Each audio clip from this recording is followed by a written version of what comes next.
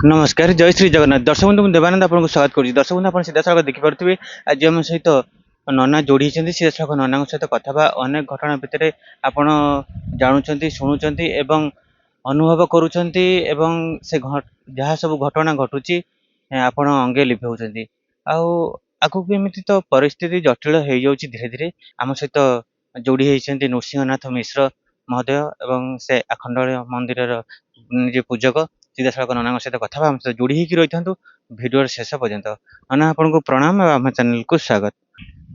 जगदानंद कंदाय प्रणतार्थी हराय च नीलाचल निवासाय नित्याय परमात्मने बलभद्र सुभद्राभ्यम जगन्नाथाय ते नमः बलभद्र सुभद्राभ्यम जगन्नाथाय ते नमः गुरुर्ब्रह्मा गुरुर्विष्णु गुरुर्देव महेश्वर गुरुर्देव परम ब्रह्म तस्मै श्री गुरवे नमः हरि ओम तत्सत् शांति हरि ओम तत्सत् शांति हरि ओम तत्सत् शांति।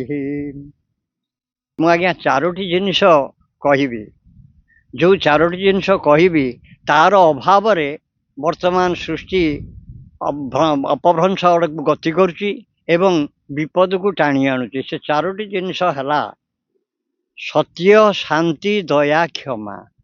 ये चारोटी जिनिष को आम आज्ञा भूली गले।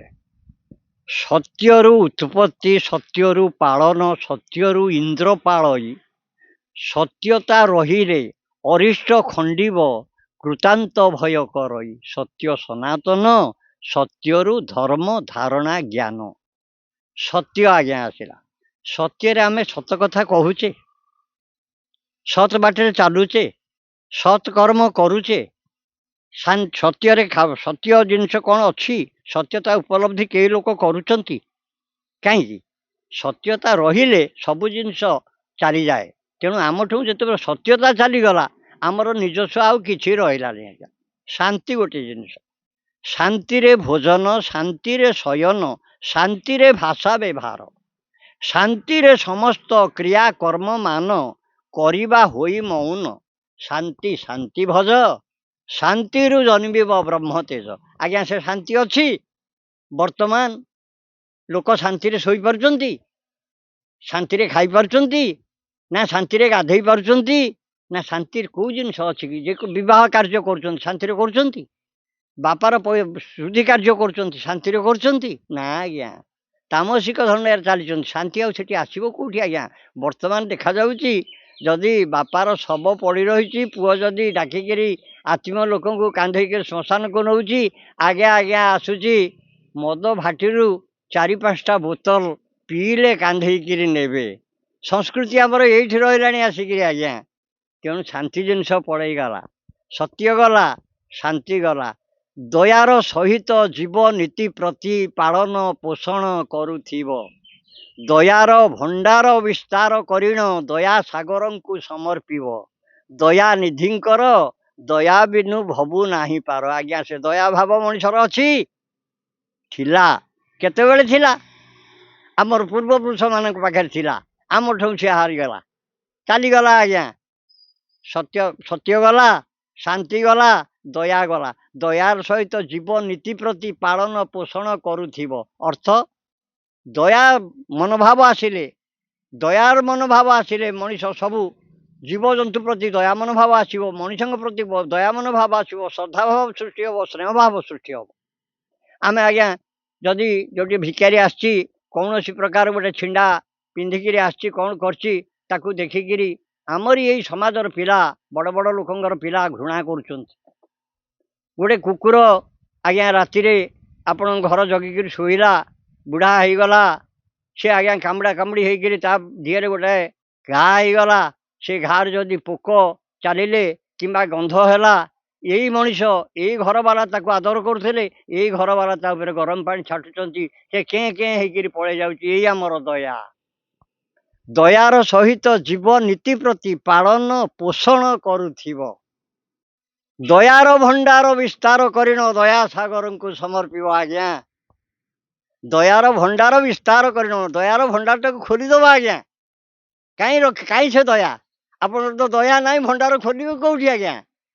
ତେଣୁ ଆଉ ଗୋଟେ ରହିଲା କ୍ଷମା। ନନା ଆମେ ଯାହା ଦେଖୁଛେ ଅନେକ ଘଟଣା ତ ରହିଛି, କିନ୍ତୁ ଅନେକ ଘଟଣା ତ ଘଟୁଛି, କିନ୍ତୁ ନନା ମହାପୁରୁଷ ଯାହା ବର୍ଣ୍ଣନା କରିଛନ୍ତି ଏଇ ସବୁ ଘଡ଼ିଛନ୍ତି ମୁହୂର୍ତ୍ତରେ ଘଟିବ, ତାହା କ'ଣ ଏବେ ସତ୍ୟ ହଉଛି? ଆଜ୍ଞା, ମହାପୁରୁଷ ଦିଗ୍ଦର୍ଶନ ଆମକୁ ଦେଇଯାଇଛନ୍ତି।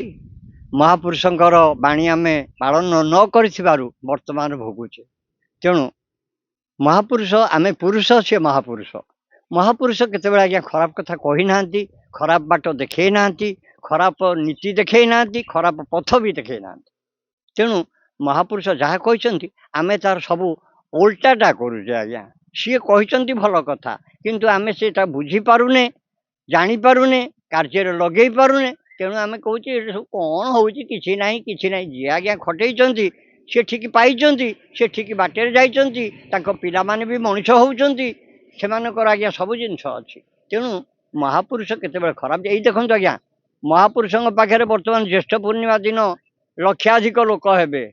ମହାପୁରୁଷ କ'ଣ କାହାକୁ ଯାଇଛନ୍ତି ଘର ଘର କହିକିରି ଆରେ ମୋର ଜ୍ୟେଷ୍ଠ ପୂର୍ଣ୍ଣିମା ହବ ଯିବ? ମହାପୁରୁଷ କହିଛନ୍ତି ଆଜ୍ଞା? ଗତାନି ଗତପାଦାନି, ଏମିତି କେତେ ଦିନ ହେଲାଣି ଜ୍ୟେଷ୍ଠ ପୂର୍ଣ୍ଣିମା ପାଳନ ହଉଛି ମହାପୁରୁଷଙ୍କ ପାଖରେ। ଏଇ ଲୋକମାନେ ଯାଉଛନ୍ତି, ଦେଖୁଛନ୍ତି, ଆସୁଛନ୍ତି, ମହାପୁରୁଷ ବୋଲି ମାନି ଆସିଛନ୍ତି। କାହିଁକି ମାନି ଆସିଲେ? ମହାପୁରୁଷ ସେମିତିଆ କିଛି କାମ କରିଥିବାରୁ ବା କଥା କହିଥିବାରୁ, ସେମାନେ ପାଳି ଆସିଥିବାରୁ ମହାପୁରୁଷଙ୍କ ପ୍ରତି ତାଙ୍କର ଭକ୍ତିଭାବ ଥିଲା। ବର୍ତ୍ତମାନ ଆମେ ମହାପୁରୁଷଙ୍କ ପାଖକୁ ଯାଉଛେ, ମହାପୁରୁଷଙ୍କ ଦର୍ଶନ ତ ଦୂରର କଥା ଆଜ୍ଞା, ବାଲିକି ଯାଇ ସେଲ୍ଫି ନେବା ହେଲା ଆମର କମ। ଗୋଟେ ଭଲ ଜଙ୍ଗଲ ହେଇଛି, ସେଠି ସେଲ୍ଫି ନେବା। ସେ କୋଉଠି ଦୋଳି ଲାଗିଛି, ସେଠି ଠିଆ ହେଇକିରି ଫଟୋ ଉଠେଇବା। କିନ୍ତୁ ମହାପୁରୁଷଙ୍କ ପାଖରେ ଯାଇକିରି କୋଉଠି ପାଠ ହଉଛି, କ'ଣ ଭଜନ ପଢ଼ା ହଉଛି, କିଏ ମାଳିକା ବୋଲୁଛି, କିଏ ପୁରାଣ ପଢୁଛି, ସେଠି ଆଜ୍ଞା କେହି ରହୁନାହାନ୍ତି। ସେମାନଙ୍କର ମନ ଏସବୁ ନେବା ପାଇଁ। ତେଣୁ ଆଉ ଆସ୍ତେ ଆସ୍ତେ ଆସ୍ତେ ଆସ୍ତେ ଆସ୍ତେ ଆସ୍ତେ ସେ ଜିନିଷଟା ବି ଲୋପ ପାଇଯିବାକୁ ବସିଛି। ଯାହା ହଉ ଠାକୁରେ ଅଛନ୍ତି ଆଜ୍ଞା, ମହାପୁରୁଷ ଅଛନ୍ତି। ଆମେ ଦେଖିଥିଲୁ ଆଜ୍ଞା, ଗୋଟାଏ ଗଛ ମୂଳେ ସମାଧି ନେଇଥିଲେ ମହାପୁରୁଷ, ଗୋଟାଏ ହୁଙ୍କା ଭଳିଆ ଥିଲା। ଆମେ ତାକୁ ଦର୍ଶନ କରିବାକୁ ଯାଉଥିଲୁ।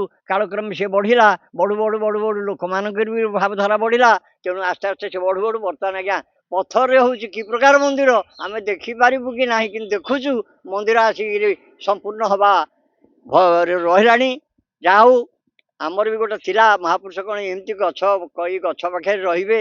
କେତେ ଖରା, କେତେ ବର୍ଷା, କେତେ ଶୀତ, କ'ଣ ନ କରିଛନ୍ତି ଆମ ପାଇଁ ଉପାସ ପକେଇ ଆମର ଭଲ କରିବା ପାଇଁ। ସମାଜ କେମିତି ଭଲ ହଉ, ସଂସାର କେମିତି ଭଲ ହଉ, ଇଏ ଜୀବଜଗତ ଭଲରେ ରୁହନ୍ତୁ, ଏ ସୃଷ୍ଟି ଭଲ ହଉ, ଏତେ ଜିନିଷ ଆମ ପାଇଁ ଭଲରେ ଚିନ୍ତା କରି ଆଜି ସେ ଏ ପ୍ରକାର ଅବସ୍ଥାରେ ଅଛନ୍ତି। ଯଦି ତାଙ୍କର କରୁଣା ହେଲା, ଆମେ ଆନନ୍ଦ ହେବା କଥା ଆଜ୍ଞା। ତେଣୁ ମହାପୁରୁଷଙ୍କ ପ୍ରତି ସେମିତି ଭକ୍ତିଭାବ ଥିବାରୁ ମହାପୁରୁଷଙ୍କ ପାଖକୁ ଲୋକ ଯିବେ ଏବଂ ଯାନିଯାତ୍ରା ଲାଗିବ। ମହାପୁରୁଷ କେତେବେଳେ ଯାଇନାହାନ୍ତି କାହାକୁ କହିବାକୁ ଯେ ମୋର ନିମନ୍ତ୍ରଣ ହେଲା ତୁମେ ରହିବ। ବାବା ନନା ଆମେ ଯାହା ଦେଖୁଛେ ଏବେ ଯାହା ସବୁ ଘଟଣା ଘଟୁଛି, କିନ୍ତୁ ଆପଣ କହୁଛନ୍ତି ସତ୍ୟ, ଶାନ୍ତି, ଦୟା, କ୍ଷମା ଆଉ କାହା ମନରେ ନାହିଁ।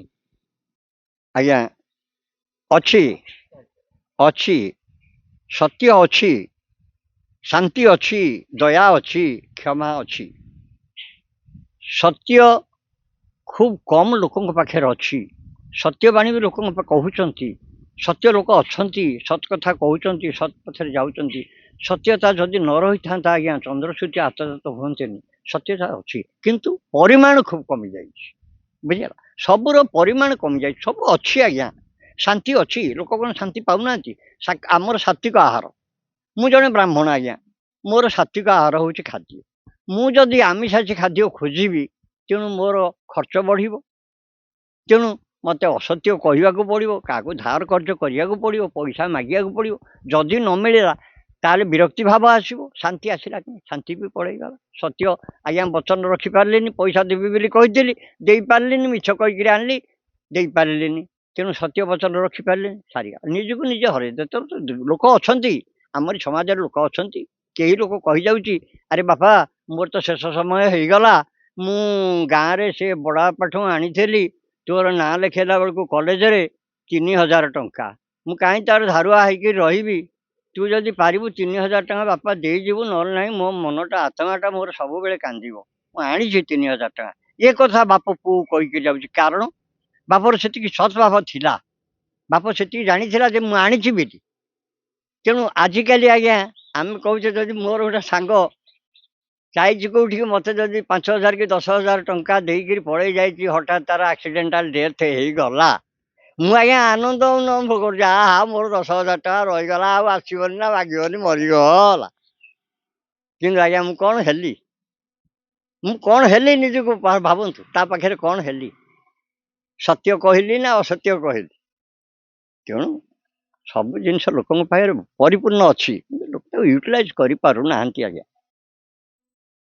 ଗୋଟେ ନନା ଏବେ ଯାହା ଦେଖିଲେ ଆମେ ଯୁଦ୍ଧକୁ ନେଇକି ଅନେକ ସମସ୍ୟା ଆସୁଛି ଏବଂ ଅନେକ ସମସ୍ୟା ଭିତରେ ଅନେକ ପରିବାର ଗତି କରୁଛନ୍ତି।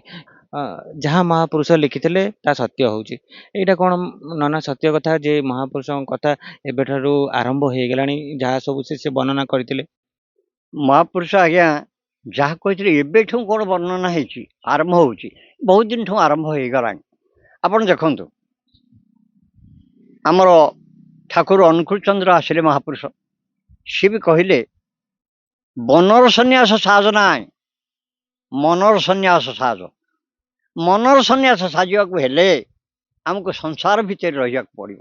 ତେଣୁ ସାଂସାରିକ ଧର୍ମ ହିଁ ପ୍ରକୃଷ୍ଟ ଭଲ ଧର୍ମ ଆଜ୍ଞା। ସଂସାର କରିବାକୁ ପଡ଼ିବ, ଦୁଃଖ ସୁଖ ଭାଗି ହେବାକୁ ପଡ଼ିବ, ଭଲ ମନ୍ଦରେ ଭାଗିବାକୁ ପଡ଼ିବ, ସଂସାର କରିବାକୁ ପଡ଼ିବ। ସଂସାର ନହେଲେ ଆପଣଙ୍କର ମୁକ୍ତି ନାହିଁ। ତେଣୁ ସଂସାର ରୂପକ ମନ୍ଦିରକୁ ଆମେ ଆଜ୍ଞା ସଜେଇକି ରଖିଛେ। ଯେଉଁ ସଂସାର ରୂପକ ମନ୍ଦିର ଆମକୁ ଦିଆଗଲା, ସଜୀବ ଦେବତା ମାନେ ସେଠି ସୃଷ୍ଟି ହେଲେ ଆଜ୍ଞା। ପିଲା ଛୁଆ, ବାପା ମା, ଭାଇ ଭଉଣୀ, କେତେ ଗୁଡ଼ିଏ ସଜୀବ ଦେବତା ହେଲେ। କେଉଁଠି ପିଲାର ଖବର କ'ଣ ବୁଝିବା, ବାପାର କ'ଣ ଦରକାର ହେଉଛି ବୁଝିବା, ବୁଢ଼ୀ ମାଆର କ'ଣ ଦରକାର ହେଉଛି ବୁଝିବା, ଏଇ ସବୁ କାମ କରିସାରିଲେ ଆମକୁ ଦିଆଗଲା ଦେବତାମାନଙ୍କ ପାଖକୁ ଆସ। କାରଣ ସେଇଟା ହେଲା ଆରାଧନାର ସ୍ଥଳ। ପିଲାମାନଙ୍କ ପାଇଁ ଭଲ ମନ୍ଦ ଦୁଃଖ ସୁଖ ତାଙ୍କୁ ଜଣାଇବା ପାଇଁ ମନ୍ଦିରକୁ ଆସ। ମୋତେ ଆଜ୍ଞା ମନ୍ଦିରକୁ ଆସୁଛନ୍ତି ବହୁତ ମା ମାନେ, ଏଠି କୁହନ୍ତି ନନା ଟିକେ ଆମର ଆଗେ ଭୋଗ କରିଦିଅ, ମୁଁ ପଳେଇଯିବି। ଆରେ କାହିଁକି ନା ପିଲା ଅଙ୍ଗନବାଡ଼ି ଯିବ। ମୁଁ କହିଲି ମା, ସଜୀବ ପଦାର୍ଥକୁ ଖାଇବାକୁ ନ ଦେଇ ତୁ ନିର୍ଜୀବ ପଦାର୍ଥ ପାଖକୁ କଦଳୀ ଆଣିଛୁ। ଆରେ ସିଏ କାନ୍ଦୁଥିବ, ମା ମାମା ମାମା ମୋତେ ଦେ, ମୁଁ ଅଙ୍ଗନବାଡ଼ିକି ଯିବି। ତୁ ଆଗେ ତାକୁ ଥୟ କରିକିରି ଏଠିକି ଆସିବା କଥା। ସିଏ କାନ୍ଦୁଥିବ, ତୋ ମନ ଅସ୍ଥିର ହେଉଥିବ, ସେଠି ଠାକୁରଙ୍କୁ କ'ଣ ଡାକିବୁ? ମନ ଥିଲେ କର୍ପୂର ଆଣିଥିଲେ ଧୂପ ଆଣିନଥିବୁ, ଧୂପ ଆଣିଥିଲେ ଘିଅ ଦୀପ ଆଣିନଥିବୁ। ତେଣୁ କ'ଣ ହେଲା? ଘରେ ସେ ଦେବତାଙ୍କୁ ଠିକ୍ କରିପାରିଲୁନି, ଏ ଦେବତାଙ୍କୁ ବି ଠିକ୍ କରିପାରିଲୁ। ତେଣୁ ଆଗେ ଘର ମନ୍ଦିର ଟିକେ ସଜେଇ ରଖ, ତାପରେ ଏ ମନ୍ଦିରକୁ ଆସ।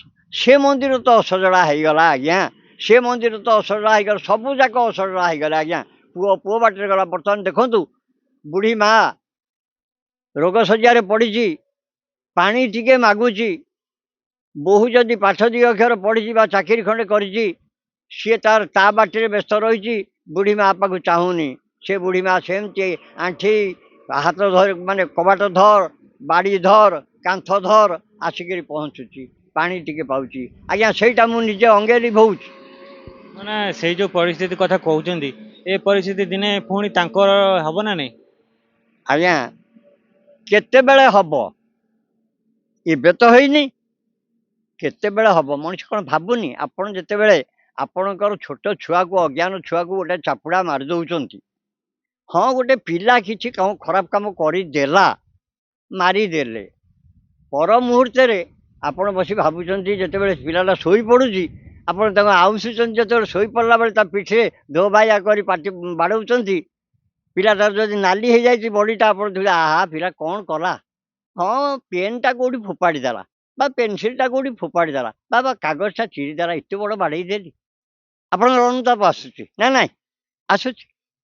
ତେଣୁ ଲୋକ କ'ଣ ଜାଣୁନାହାନ୍ତି? ଆପଣ କ'ଣ ଜାଣୁନାହାନ୍ତି? ସବୁ ଜାଣିପାରୁଛନ୍ତି, ଭୁଲି ଯାଉଛନ୍ତି। କେମିତି ଭୁଲି ଯାଉଛନ୍ତି?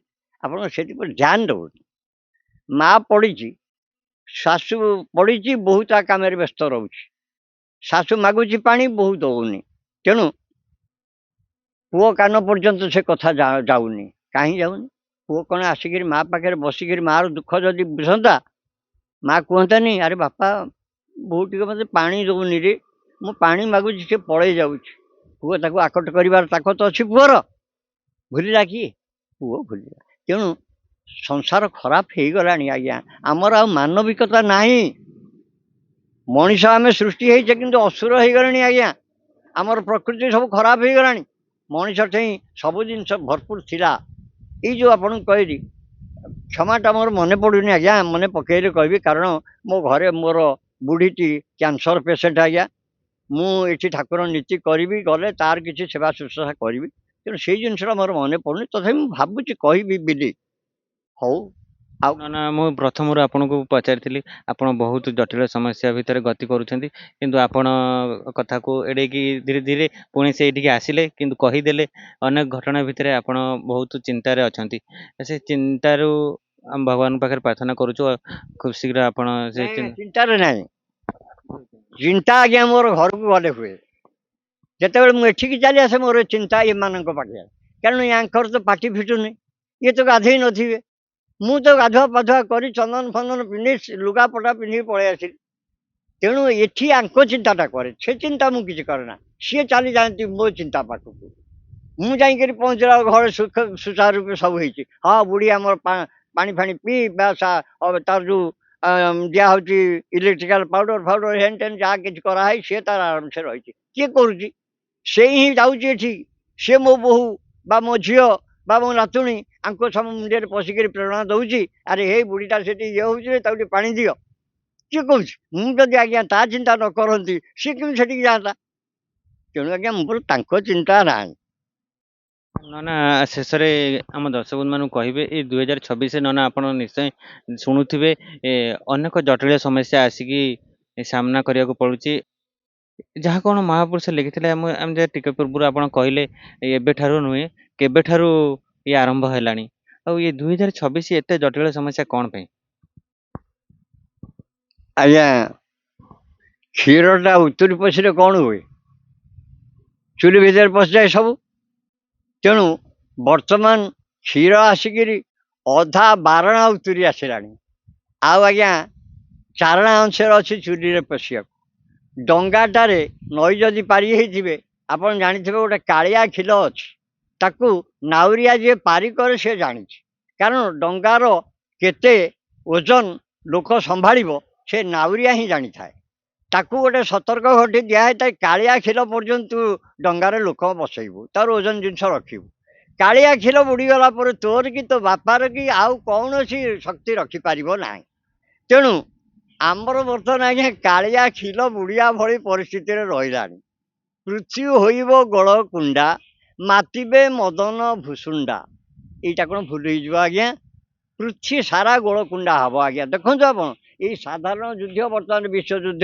परिणत है सबू देश युद्ध आज्ञा सबू देश परमाणु अस्त्र मुझे आज्ञा बहुत थर चैनल मानक कही सबू आपण को जदि ठेंगा किए धरिक बाड़िया को आसला आपड़ ठेंगार बड़ आप को रखिले केमी मुझे ठेंगा चाहिए बड़ जिन धरले सी मत डर तेणु सबू देश आज्ञा सेमती हो गला युद्ध प्राय प्रति देश लगिगला घरे घरे युद्ध चली घरे घरे युद्ध मान संसार घरे संसार को कहले घर घर भितर युद्ध लगी भाई भाई युद्ध स्वामी स्त्री आज्ञा देखु भल पाई बाहा होती डिवोर्स दौरान कौन से भल पाइबार अर्थ कौन रहा से डिवोर्स दबार अर्थ कौन रहा तेणु आउ रहा कौटी आज्ञा आमर ये युद्ध तो देखु ये युद्धर परिचित देश युद्धर परिचित आउ कौन कहवा पृथ्वी हो गला गलकुंडा मातिले मदन फुसुना आउ किसी कहबार ना आज्ञा जिते चा दुकान कौन घर गाँ छके बुले भुजाली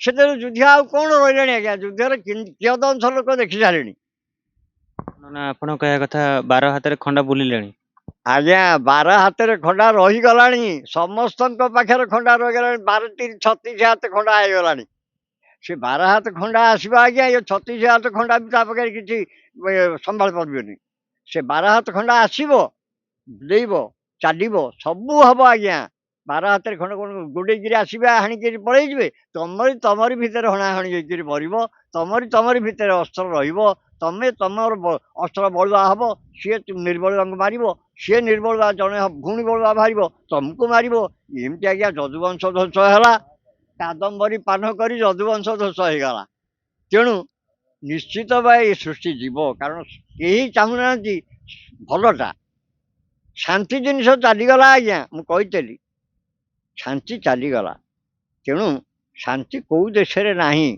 सबू देशर अशांतिटा ବଳିବାରୁ ଏ ସବୁ ଯୁଦ୍ଧ ଆରମ୍ଭ ହେଉଛି। ମୁଁ ଆପଣଙ୍କ କଥା ମାନୁନି, ଆପଣ ତାଙ୍କ କଥା ମାନୁନାହାନ୍ତି, ଉପରିସ୍ଥ କର୍ମଚାରୀଙ୍କ କଥା ତଳ କର୍ମଚାରୀ ମାନୁନାହାନ୍ତି। ଏ କ'ଣ ଢିଲମ ଢିଲା ସବୁ ହେଇଗଲା, ଅଖ ଢିଲାକୁ ଚକ ଢିଲା।